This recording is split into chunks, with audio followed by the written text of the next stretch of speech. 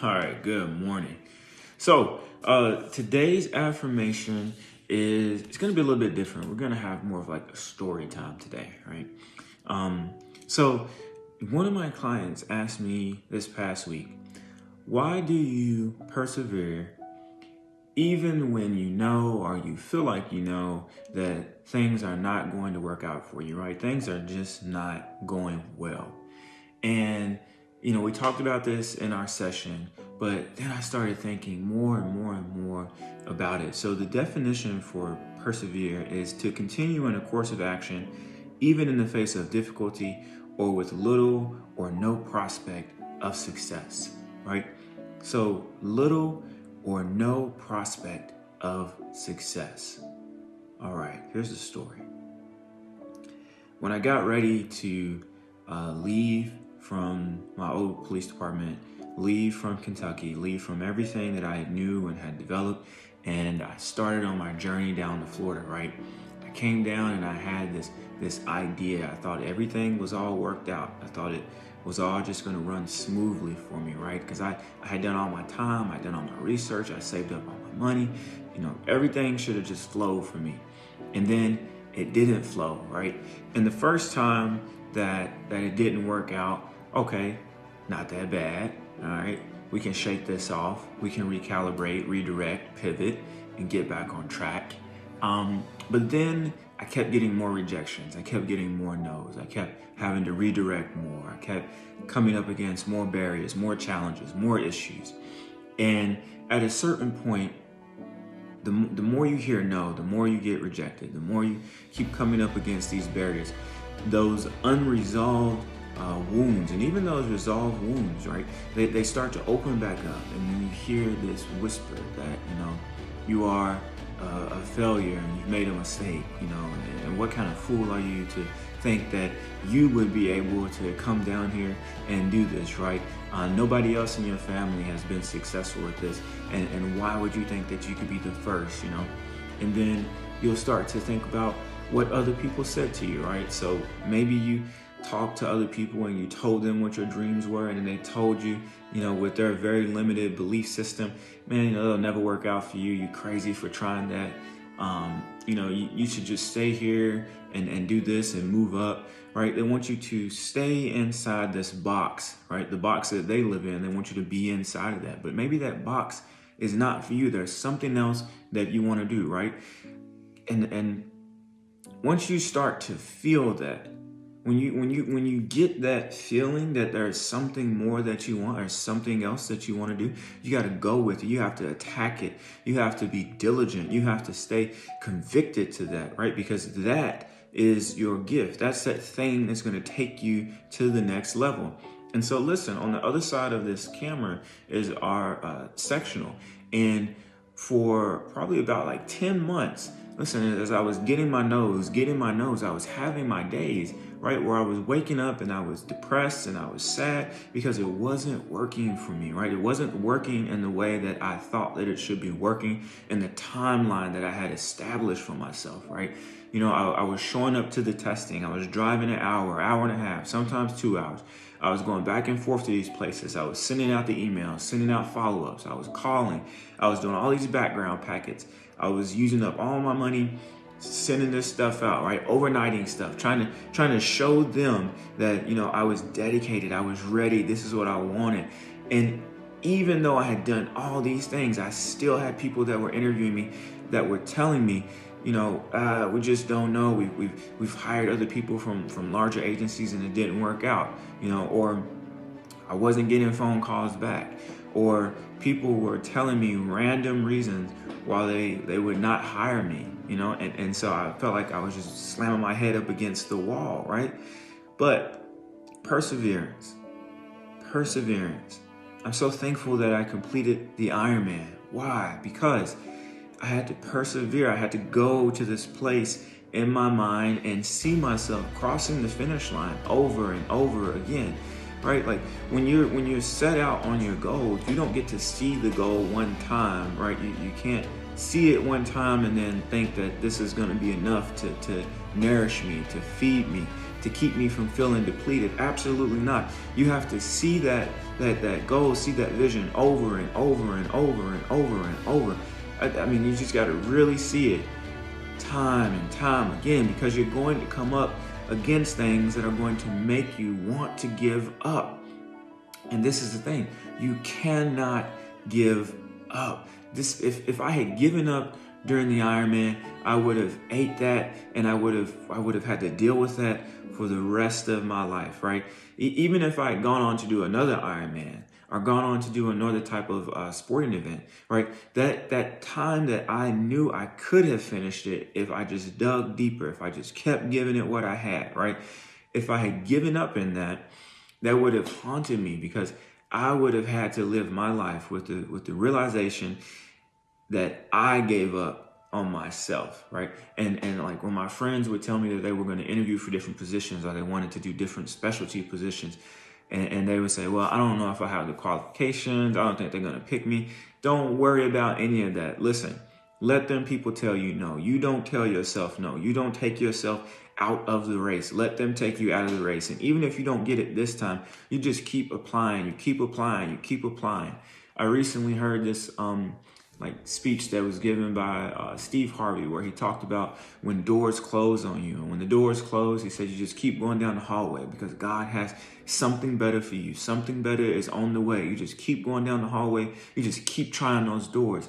And I want you to know that's what I had to do, right? That's what I had to do for 10 months. I had to keep traveling down that hallway. I had to keep trying door after door after door.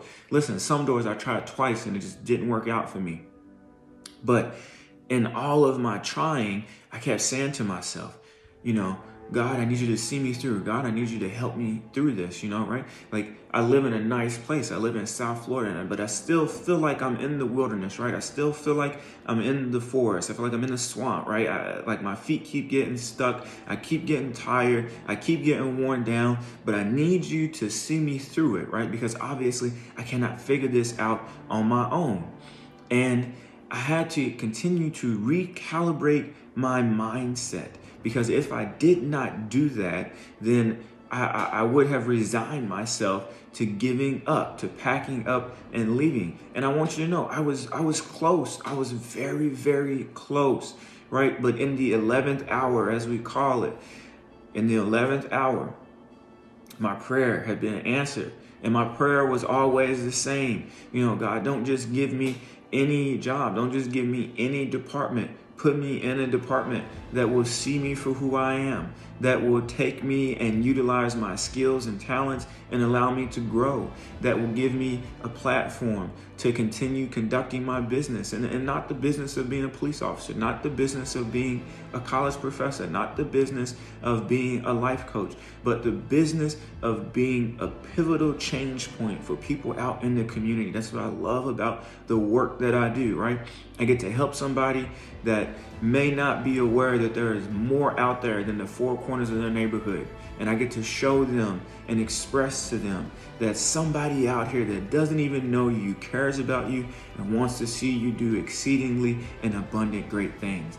And so I just continue to ask God to help me to be on that platform, and continue to help me to move, with integrity, with grace, and with resiliency. Because, let's not act like there were not moments that I wanted to give up, moments that I wanted to give in. I remember, when I reached out to my old agency and I was going back, that I spoke with one of the command staff, and his engagement with me was so shocking, because I had done all these great things with my old agency, right? All of these awards I had received, all these accolades I had received. And in his mind, what he told me is that I was grasping at straws to come back, and that he would vouch for me to come back. And I want you to know that I had to shut up for a moment and to think through what I had just heard, right? Because surely to God, this was not the reception that I was receiving in talking to somebody that I had just spoken to several months prior about, what my future in police work looked like. So I tell you that because you're going to encounter people that are not going to see it for you, right? And they may even be jealous of the fact that you did some things that they wanted to do or that they wanted to try, but they never got out there to do. And that's okay, because guess what? The vision was not given to them, right? The strength to get out there and to try something. And I want you to know that when you decide that you want to reinvent yourself, when you decide that you want to do something different, you want to reestablish and come back into the fold, right? You want to leave out and go and grow and stretch and try new things and do new things and just redevelop yourself. And then you want to try to bring your friends and family up with you. You are going to encounter a lot of hardship. It's going to be so much hardship because people are going to say, oh, you're changing. Oh, you're hanging out with all these white folk. Oh, you're hanging out with all these different folk. Oh, you don't have time for us. Oh, you're moving out the neighborhood. Oh, you're moving out the city. You're moving out the county. You're moving out the state, right? You think because you work up there in that corporate office that you're better than us. Listen to me. Drown out the noise, right? That's what my friend Lindsay calls it, the background noise. And that's exactly what it is. It's background noise because it's behind you. The only thing you need to be focused on is moving forward, getting it done, right? Conduct your business. Keep conducting your business, whatever that is. Every day that you wake up on the other side of the ground is a day that you have to be in a state of gratitude and in a state of humbleness and in a state of hunger, right? You got to stay in that state of hunger because that is how you get out there and you get things done. The message today is to persevere. Listen, let me read this to you again. It means to continue in a course of action, even in the face of difficulty or with little or no prospect of success, right? A lot of times once people come up against some type of difficulty, they come up against some type of a storm that slows them down, that stops them, right? They give up, they redirect, they give up, they go back to whatever it was that they knew, right? They go back to what was familiar. It might be insanely uncomfortable for them, but they go back to what was familiar. But if you just keep pressing, there is something of a great nature on the other side, right? Sometimes all you need is that one opportunity. You just need that one yes. That one yes can change your life, can literally change the trajectory of where you're going. And I want you to know that I've received a series of yeses over the course of my life. Like in the last 8 years, I have received a series of yeses that has allowed me to travel around the world, has allowed me to expand my knowledge base, has allowed me to work in several different industries. And not only that, but it has allowed me to expand my understanding of the inner workings of development and the growth cycle. It's just, you cannot commit yourself to staying small, right? You have got to stay tight. You have to stay hungry. You have to stay humble. You have to stay motivated. You have to be disciplined, and you have to persevere. I tell you this because even myself, right? Even myself, and I'm strong-minded and I'm strong-willed, right? And I always have a clear focus and a clear goal, and I know how I want to do things. I know the outcome that I want. But even in the midst of some of my own struggles, I too sometimes want to give up. So listen, if somebody like me that is strong-minded, strong-willed, right, that has a clear understanding of their vision, of their purpose, if something comes up against me and I have my days where I want to give up, I want you to know it's perfectly okay that you feel that way. It's normal. It is the human condition, right? Our bodies are designed to minimize stress, to keep us away from dangerous things. And I'm going to tell you right now, when you're trying to grow, when you're trying to do something new, when you're trying to step out and you're trying to push yourself, it's dangerous. It may not work. You could die in the process. Financially, you could die. Spiritually, you could die. Relationship-wise, you could die. You could die. And in fact, there is a part of you that will die. As you grow, you shed old things. And it's hard for us to do, right? We just, these things that helped us in our old life, as we're stepping into our new life, we just have a problem letting these things go. We're grieving the old way that we used to do things. Well, let me tell you, the old way you used to do stuff is just not going to work for you in this new era of your life. And baby, you're just going to have to get with it. Either you're going to get with it or you're going to go back to what it is that you were used to. But if you go back to what it is you were used to, then I don't want to hear you complaining, because you had the opportunity to get out and you didn't take it. And so now this is all on you.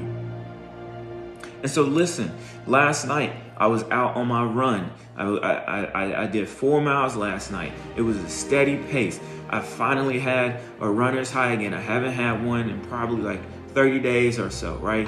But I was out running and I was listening to my motivational music, and I'm listening to it, and all of a sudden I start to feel it, right? And then I was having my talk with God, right? Because again, even I sometimes come up against these barriers, right? And they slow me down, and they make me feel heavy, and they make me feel like I don't know what I'm doing, and they make me feel like I'm not good enough, and they make me feel like, I can't help other people because I don't feel like I can help myself. But in the grand scheme of things, every time I think about all of those negative things, I counter that with all of my accomplishments, all of my achievements, everything that, shows me that I am beating the statistics. I want you to know, listen, I come from a blue collar family, right? I come from a people who grew up as sharecroppers, right? Who grew up with nothing. Everything that we had, we had to work hard for. We had to do long hours for it. And it wasn't a whole lot, right? It just was not a whole lot. I didn't grow up with labels and cars and stuff. We took public transportation, and we walked places, and we biked places, or we got rides from people. Like we slept on other people's floors, and there was times where we borrowed food, and we literally would have to sometimes take a cup down the hall and get sugar from our neighbor. Like, that's how I grew up. And so in growing up like that, my granny used to tell me, you may not have much, but you have your name, and you have your word, and your word, it is your bond. And then your name, baby, that's all you got sometimes, but you don't let nobody tarnish your name, especially yourself. And what does that mean, that your word is your bond? You see, my family, when they grew up, they didn't always have money. And so sometimes you had to tell the neighbor, listen, when I get paid or when I get this, I'm going to bring this back to you, right? And at that point in time, it was real bad to be labeled as a liar or a thief, right? When I was growing up in the 90s, early 2000s, man, if you call somebody a liar or a thief, baby, the fight was on, right? In fact, saying liar or thief in my granny's household was worse than cursing. And man, she would be right there to pop you in the mouth, because that's just not something you said, right? So when they say your word is your bond, when you give your word that you're going to do something, you get out there and you get it done. With everything in you, you get it done. My granny was never big on promising that she would do something that she could not get done. I honestly don't ever believe I remember her not completing a task or completing something for somebody that she said that she was going to do. Why? Because her word was her bond. If you have a history of telling people, I'm gonna do this for you, I'm gonna do this for you, I'm gonna do this for you, and it never gets done, then you'll be labeled as a liar, right? And that's like one of the worst things that can happen, because now your word means nothing. The other thing is that sometimes your name is all that you have. And your name, it has to mean something. There has to have some weight, some umph behind your name. You know what I'm saying? Like, when I walked through the halls at my old police division, or when I showed up for the awards banquet, or when I went down to the chief's office, or wherever I was at, when somebody said, hey, I know Latham, And then somebody else was like, oh man, you know Latham from the West? Hey, man, he's a stand-up guy. That means something. You understand that? That means something. People know me by name. They know me by name. All the way back from elementary, all the way back from middle school. People know me by name. And so when they see me in the newspaper, when they see me on the internet, when they see me doing these videos, when they see me just doing any number of things, they remember me by name. And then they associate my name with these wonderful characteristics, these powerful traits, because I grew up knowing that my name was all that I had sometimes, and that I had to define myself so that people would remember my name. So I say all that to answer this.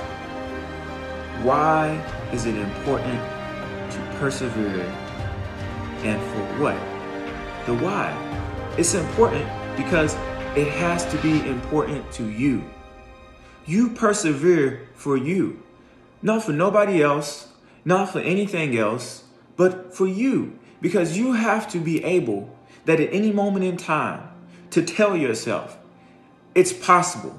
I can do it. I can do it. As soon as you believe that you can do it, it is done. It's done. And if you start trying to do this for other people, your why no longer becomes strong enough. Because other people will change, relationships can be fickle, other folks may not breathe life into what you have going on, and this is why you cannot do these things for other people. It must be for you. Because when you get up in the morning, when you lay down at night, when you're doing your training, when you're doing your studying, when you're doing your work, it is you and you alone.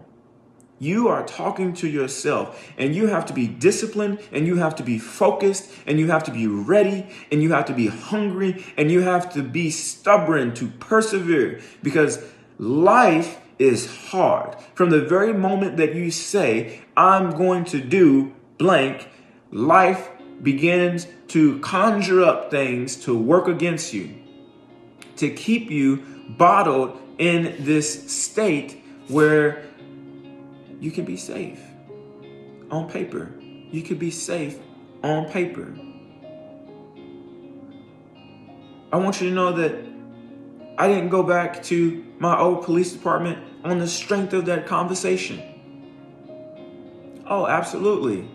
In fact, it reaffirmed for me that what I was doing was the correct thing. I had somebody that told me, hey, well, that's just one man, right? Out of a department of 1,300. He is one man, but he represents the culture and the subculture of that agency. One of the things that I really work to change and make an impact on, but he represents that. And that is not in alignment with what I want for myself, where I want to be. And so then I really focused and harnessed my power, harnessed my energy. And I began to go harder and harder and harder on the things that I really wanted. And I committed myself. I should say I recommitted myself to the idea that this will happen for me. And I remember talking to my dad and telling him all the things that I was trying to do down here, right? I started applying with federal agencies and this and that. And he just looked at me. And he usually doesn't have to give me advice, but when he does, it's dead on. He looked at me and he said, I want you to know that I'm proud of you, but I don't want you to lose sight of your goal. Remember why you started in the beginning. That was it. And so taking that into perspective, anything that I had applied for, or anything that I had been trying to do out of a state of desperation, out of a state of scarcity, I withdrew from it. And I only continued in the process of the things that spoke to the reasons why I got into police work to begin with. And by doing that and refocusing my energy and refocusing my drive and staying committed to my purpose, I received my yes. And everything after that is history. And that brings us to this point, is that you must persevere for you. It is for you and you alone. Because the moment that you give up, it just becomes easier and easier and easier to do it in the future. So that was supposed to be a short story that I wanted to share with you, but it ended up becoming, I guess, like a mini episode here on perseverance. So I think that covers me for the next week in terms of putting some content together at least. But that is all that I have today. It is time for me to get out of here because I have some things I need to get done. I appreciate you for stopping by and checking in and just taking the time to watch this video. So you can always find me on Twitter and Instagram at CoachLatham_PhD.